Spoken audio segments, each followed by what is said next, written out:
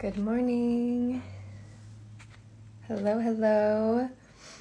Megan and I are going to come on today and chat about resilience.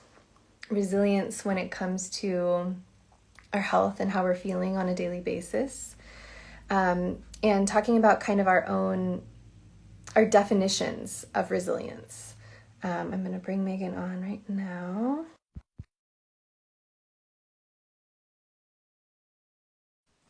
And we'll get into it.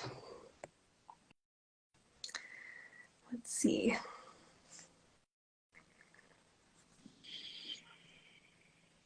Hi. Hello. Okay, there we are. You guys can see. So my husband is an Okay. amazing woodworker. Like he does the most gorgeous everything, and you can see in my ceiling the hole with the Lego box to prevent. It's. I'm just realizing how classy To that me, is. it looks like We're a gonna go with cool it. like sculpture hanging down through it. Well, there's a cicada. It's a cicada. Yeah. What are they called? Mobile that somebody gifted us. When when Oscar was first born, and it was like the thing that in our old house, both my kids would just like stare It at looks these really, beautiful cicadas all to the me, it looks time. really cool, like an art So, installation. So we wouldn't so 100% art know. installation. Amazing. So we are talking about resilience Yay. today, and we just had a good chat about it. And I think like our conversation around resilience, I mean, it's such a buzzword that comes up a lot around like immune resilience or comes up a lot in the integrative medicine world. And there's so many different definitions of resilience that we're going to kind of explore. But I think it came up in our conversation when I was saying that I felt like a sensitive snowflake with my health. And this idea of like when do we feel most resilient and when do we feel really sensitive or not resilient. And I've had a lot of clients too over the years. I work with a lot of women with autoimmunity and chronic health issues. And we can just have this feeling that we're constantly like we're easily knocked off of our baseline by like seemingly very small things. And it can feel really frustrating because it's like, wait, everybody else seems to be able to like, maybe it's like have a glass of wine without feeling horrible the next day, or everyone else seems to be able to like push themselves a little bit with exercise without completely feeling like or getting like a flare the next day, or things like that. And so it's kind of coming back to the idea of what is resilience for us and how can we work to thicken the baseline of our resilience, build our own resilience, but in the way that actually makes the most sense for us. So for you, what is resilience for you, or what have you been kind of feeling around your own resilience? I feel like for me, the resilience, it's been more of a wake up call. Especially, yes, Jamie, like me too. The sense, like I'm so sensitive, and um, hopefully you're okay if I say the snowflake. I talk Yeah. about our snowflakes. How both Christina and I, for completely different reasons, we feel like really sensitive snowflakes, and my snowflake is around stress. Like the smallest amount of stress can really just set my whole day off. And I used to be able to handle stress in a much bigger, like I just don't have the capacity that I used to have. And I think part of that is because as a 40-year-old woman who has had both of her ovaries removed, I've gone through surgical menopause, and this happened 2 years ago. So I'm 2 years in. What I was basing my resilience off of was me as a woman who had ovaries that actually produced hormones. And that's not my reality anymore. It's much more complicated than that. So stepping in to, and just fully embracing where I am in my health, where I am in my journey, where I am in what I have capacity for and what I can tolerate. That to me is one way that I'm actually thickening the layer, because in stepping more fully into that and honoring that stress that impacts me, and looking at the different ways that I can mitigate and work with the stress. Now, I can't control the stress that's in my day-to-day environment all the time. I have two little boys. One in particular has very big feelings, and the way those feelings come out are sometimes stressful for me, and that's okay. But I can't, that's not like, I want to be, and I want to feel resilient so I can hold and handle that. Whereas what I can control is my blood sugar. How much is my inability or my choices around when to eat or when not to eat affecting the stress that I'm experiencing? And knowing that by not eating first thing in the morning, for me, intermittent fasting, not my friend at all. Like, I wish it was, but it's not my shit. Like, and I'm cool with it. If I eat within 30 minutes, that's one little bit of stress that I can help control, because that's that internal stress my body's experiencing that I actually have a bit of a say in. So for me, defining my definition of resilience is having access to energy, having access to my resources, essentially, that enable me to bounce back and move forward. Because resiliency is not about not getting sick. Resiliency is not about living in a stress-free environment. Resiliency is, how are we able to move forward? If we get sick, how long is it taking us to recover? If a very stressful situation happens, does it take me out for the whole day? And sometimes it does. Or if I'm feeling more resilient, then it'll take me down, but I'm able to come and rise back up again and not feel like I need to crawl into bed at 1 in the afternoon. Yeah, and what you were saying there too, and kind of like I can see Jamie Lynn, what she's saying too, is like, when we're talking, and we're going to do another video on this too, but like stressors, like blood sugar balance being something that can be a stressor on the body, they're different than what we might think, but what can we do to kind of control some of these other, or work with some of these other pieces to take these stressors off the body? And so we'll do another video around like these different stressors and how we see it, kind of this allostatic load idea. But that's what I can see, Jamie Lynn, you saying too, is that your blood sugar crashes are real and make you more irritable too at times. So it's like, what are those pieces? And we're going to share with you five ways that we can build resilience, so you kind of have an idea of how to work through some of these pieces. And one of them is around being consistent. So I see that we're saying in the chat too, I feel realizing needing to take herbs more often versus taking them when you feel a sickness coming on. Like, that's such a beautiful insight. And I really feel that too, because it's like that this idea of consistency can be one of these ways. And we're going to talk a little bit more into that, how we can kind of work to thicken this baseline so that we don't, for me, it's like, so that the normal stressors of life can come through and I am not completely thrown off my game. Like for me recently, even having a period come and having the shifts with those hormones can be something that can be a stressor enough to like knock me off. And when I am more resilient and my baseline is thicker, then I don't feel there's cushion to that experience and cushion to that. So in terms of the 5 ways that we can build that cushion, the first one that we wanted to share was asking yourself the question, what is resilience to you right now? So Megan, do you want to speak into that one a little bit, why that's important? Yeah, I think like I said at the beginning, we have to identify where we are right now. So resilience to me, when I wasn't a mom of two, is very different than resilience of what is today as a mom of two. Resilience of when I was a mom of one is different than now as a mama of two.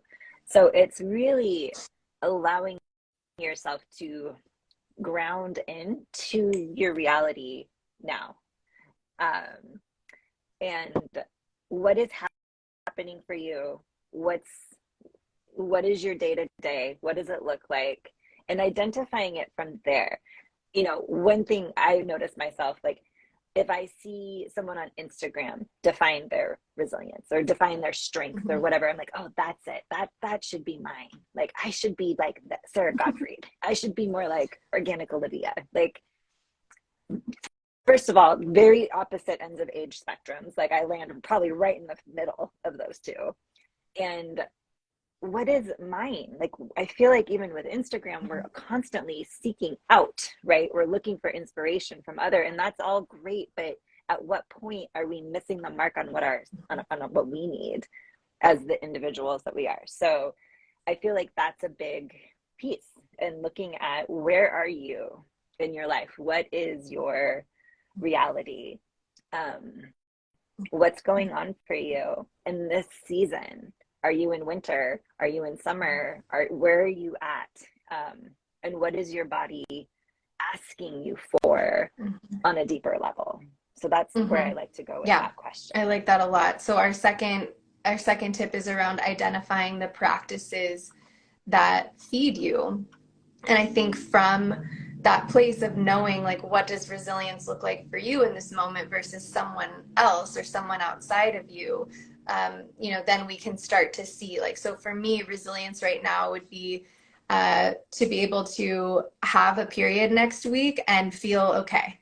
Like, that would be great resilience for me, to be able to go on some really nourishing walks and to have my body feel really good about that and recover. Like, we're not running right now, like we're not doing that. So when I can work from that place, I can see, what are some of the practices that can support me in thickening that baseline.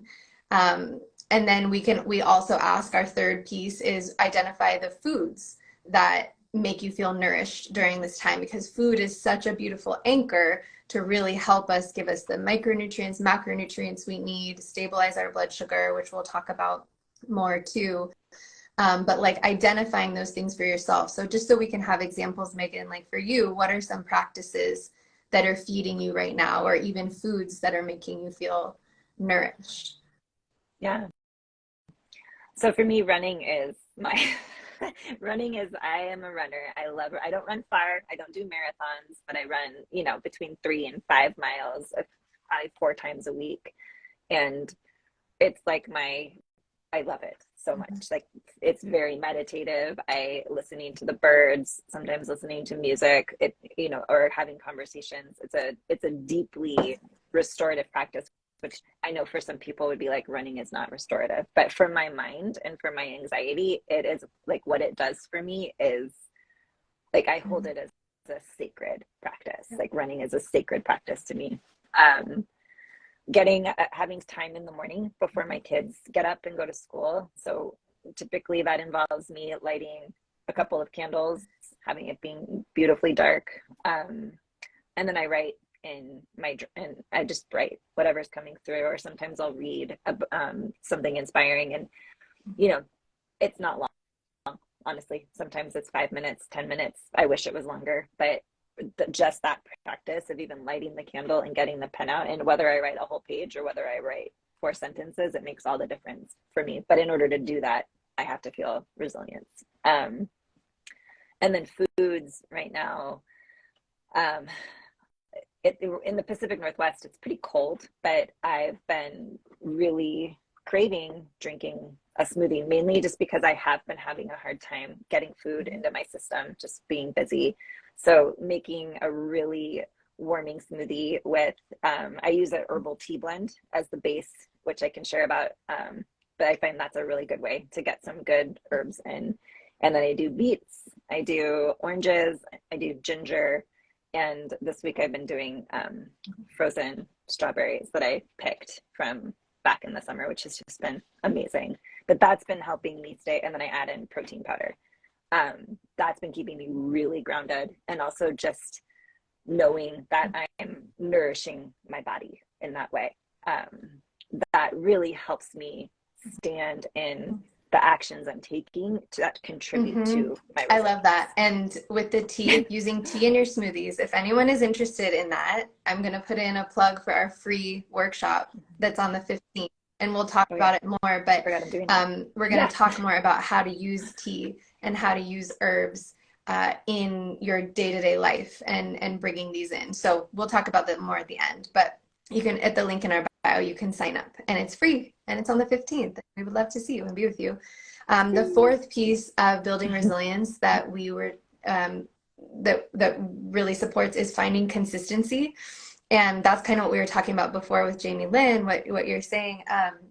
But it's, you know, for me, it's once we identify these practices, it's not doing all the things all the time. That has been a trap that I have fallen into, and that many people I work with have fallen into as well. When we identify a problem, we want to build our resilience, we want to thicken our baseline. We start to learn about all the things we can do, and we want to do all of them. And we want to bring them in because, like, we're not doing it if we're not, at least for in my mind, I'm like, okay, like, let's bring them all in. That can be really, really overwhelming pretty quick. It can be a lot on our system.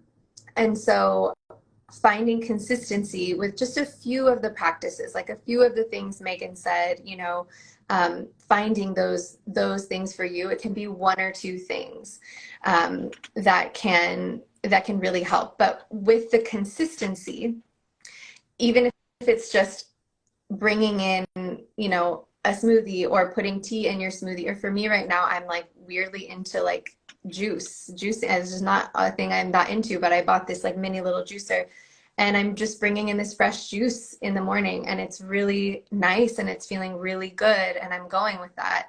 And we almost think of it as, when we're trying to build resilience, like putting your head down a little bit and just being consistent with some practices, because it can take time to kind of like thicken that baseline back again, especially if you got knocked down pretty hard, which Megan and I have both somewhat recently. You know, it can take a little bit of time to thicken that baseline. So just the idea of consistency with just a few things that feel good and nourishing for you is super important. And I'm glad you brought in the kind of keeping your head down with a few things too, because I definitely struggle from shiny object syndrome of like, oh, there's another practice I could integrate, or there's another practice I could integrate, or here I could try this. And my whole thing, like everything for me is going narrow and deep. And I can't go narrow and deep with 20 different practices or 20 different things. And I have to really like, I find I have to kind of, you know, kind of grab myself like, nope, nope, nope, nope, that looks nice, that looks shiny, and maybe down the road, write it down, put it in an idea jar, see if it's still interesting in 5 days. You know, but it's also checking in with, at what point is my trying to add more and more and more doing a disservice to what needs to happen now. And that consistency. Absolutely. So we can start to build. And, you know, if you're like, when Megan and I work with clients, we're able to kind of track, like we work to track and measure these things, because it can sometimes feel hard to see the consistency working or like see those changes ourselves. So, you know, a big part of what we do in our one-on-one work with people is being able to kind of hold the whole picture. And then as we move along and we're working with these different practices, be able to see, oh, wow, actually, you know, your sleep went from, you were sleeping 6 hours to now you're sleeping 7 hours. Or, you know, your joint pain went from 6 out of 10 to 3 out of 10. We're building, you know, resilience. Or you're able to have a period where you felt okay, you know, and you didn't get headaches. You know, that's showing us that you're thickening resilience. So it can sometimes be hard to find that for yourself, especially if you're in the thick of it and you've been going through this a long time. So that's, you know, that's a benefit of working, you know, one-on-one coaching can really help too. So the fifth piece, hi, Sim. I'm so glad to see Sim here. The fifth piece is to understand what the medicine you're working with is doing for your body. So I'm gonna toss that one over to you, Yeah. Megan. So this one I feel is really, really important because I really believe that trust in our practices, trust in that what we're eating, trust in what we're ingesting, it's supplements or herbs, trust in those elements is a missing ingredient I think that a lot of people are struggling with. And the amount of people that come in on my one-on-one practice that are taking, upwards of 20 different supplements. And while that might be what needs to happen for that individual, there's no judgment whatsoever. More often than not, they don't understand why they're taking these things, or why someone put them on saw palmetto, or why someone put them on ashwagandha, or why someone is taking this specific type of B vitamin, or like just understanding the why. Like when I am one of those people that, given the surgical menopause, I have to take a boatload of supplements to support my body. And each morning when I go and I put the pills in my hand, I know exactly what it's doing. I know what the DIM and I3C is doing for my detox pathways and estrogen. I know what the beta glucuron or the calcium D-glucarate is doing to support glucuronidation. I know what L-theanine is doing to support my anxiety. And it's almost like a gentle hello to the systems, that it's like microdosing information to the system. Because if we have that knowledge, trust can form. Whereas if we're just taking things that are very well-meaning practitioners are putting us on, it's, and we don't have the understanding as to why we're taking those things, it can just be, there's just that trust is a missing ingredient. And I really do feel that it's the trust and the knowing, and that it drops it in. So if we can go from here with why we're doing things to here, dropping deeper into our body, that medicine and those things we're working with are dropping in. And to me, that's what's contributing to that thickness of the resilience layer.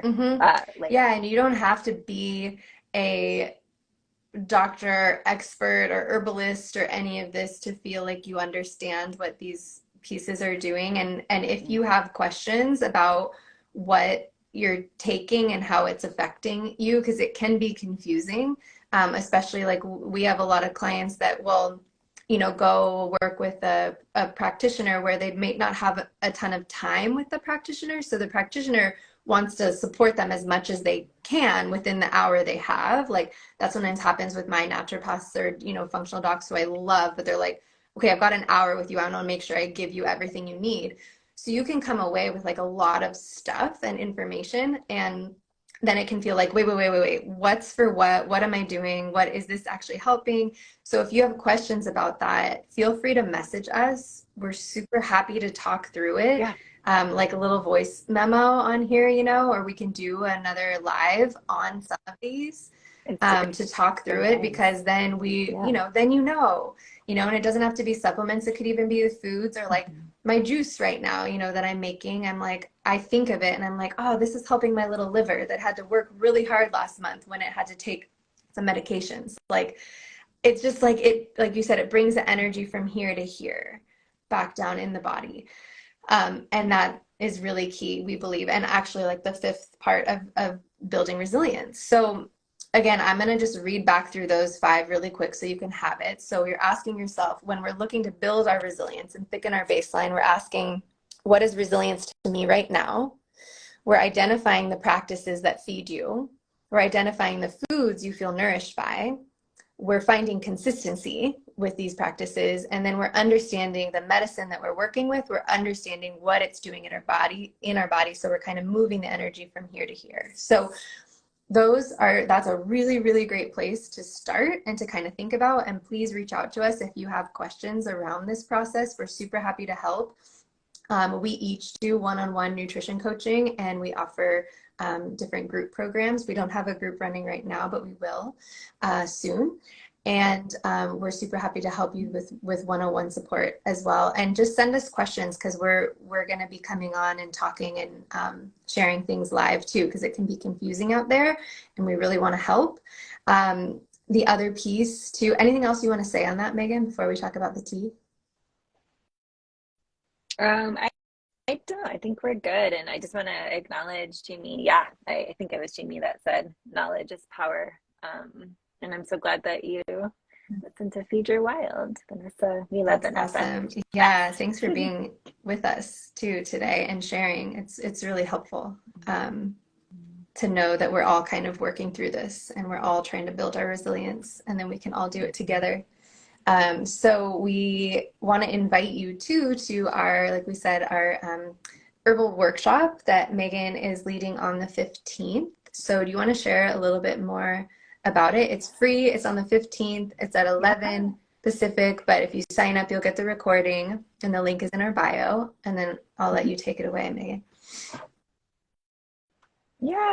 I just wanted, we want to do some free workshops to bring. I mean, like for instance, for me, I've been an herbalist for 20 years, and I still, I honestly still can learn to make a cup of tea over and over and over again. And I think, we are in a place where, and in a time where medicine and even functional medicine and herbalism it has just gotten so very, very complicated.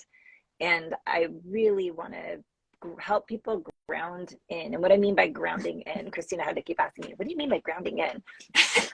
And I'm a Taurus. So I'm like, it just means like, rooting. Um, Understanding the medicine that is available to them, and especially around tea. I mean, tea is so powerful. It invokes all of the senses.